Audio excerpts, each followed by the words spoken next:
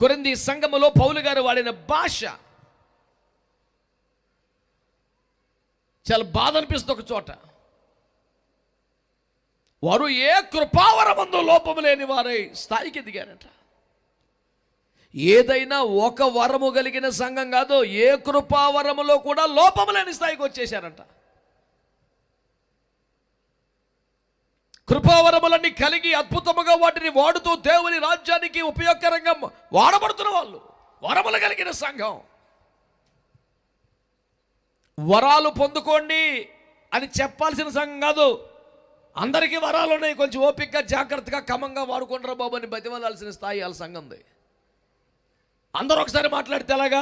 ఒకరి తర్వాత ఒకరి ప్రవచనాలు చెప్పండి, ఒకసారి చెప్తే ఎట్లా తెలుసుకుంటారు అని అడుగుతున్నాడు. అనగా సంఘంలో దాదాపుగా అందరూ కూడా ప్రవచించ కృపవరం కలిగిన వాళ్ళు. ఎంత స్థాయి ఉంది ఆ సంఘానికి!